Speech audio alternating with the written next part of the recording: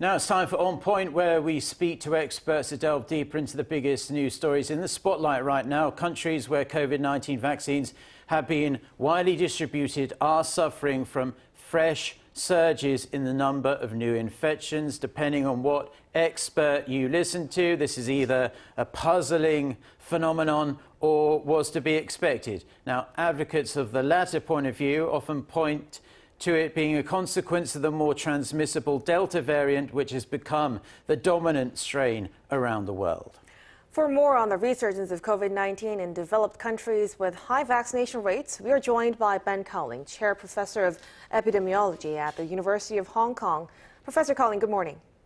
Good morning. Now, did you foresee the surge in highly vaccinated countries? And for fully vaccinated people who may be concerned, why are we seeing so many breakthrough cases? I think we were expecting it because the public health measures, when they were in place, were holding the virus at bay. And once those measures are relaxed, we do expect the virus to transmit to some extent, but not a lot. And in terms of the vaccination issue that you mentioned, if we didn't have such a high vaccine coverage, things would be much, much worse. If you remember back to a year ago, 18 months ago, the virus was able to transmit much more than it is now. So the vaccinations are doing a lot. OK, we are suffering from a little bit of technical issues in terms of what we can hear from you, but we got the majority of that, Professor. But studies out of the United Kingdom, a country suffering from a fresh surge of its own, suggest the immunity we get from COVID-19 vaccines wanes over time, generally 4 to 6 months.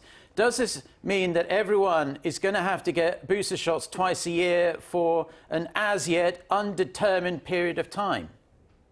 I don't think that's the case. So the immunity that you get from the third dose takes you to a much higher level of immunity than you got after your second dose. So after the second dose, you were at a reasonable level, but that comes down over time. The third dose takes you up to an even higher level than you were after the second dose.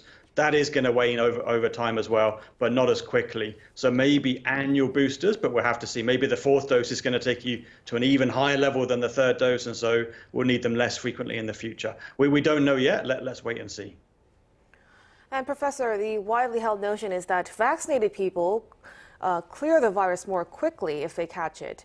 But data out of Israel shows some fully vaccinated people there are getting very ill and some even dying. And it looks like we're also seeing similar things here as well.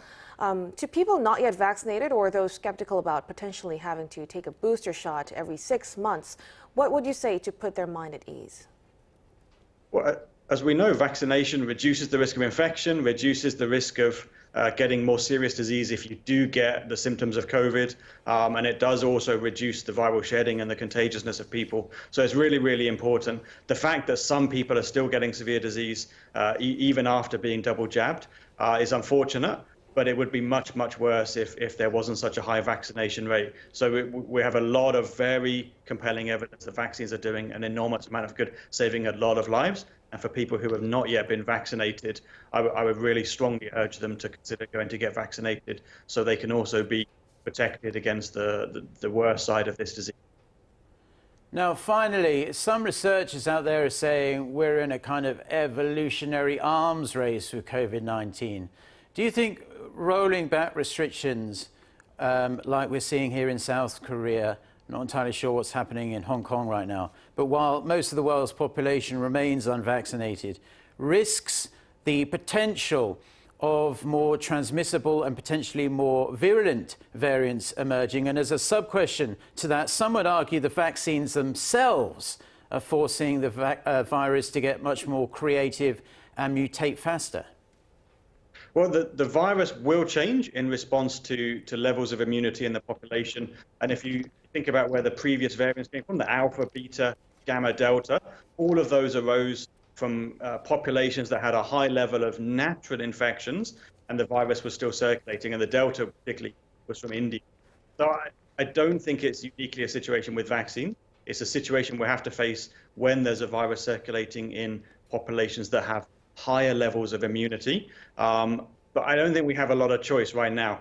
The measures, the public health measures were in place to buy time until vaccines were available. Now that that's the case, now that vaccines are available with high levels of uptake, I don't think it's possible to keep all those public health measures in place. Unfortunately, it's just not justified for public health reasons anymore. So we'll have to face the risk that the virus might change. But fingers crossed, it's not going to change too soon, or if it does change, it's not going to be something even worse than we've already seen, because it could go the other way as well. It could change into something that's a little bit easier to deal with. All right, Professor Cowling, we're so much grateful for your insights. Thank you so much, and hope to talk to you again soon. Thank you. Bye-bye. Bye.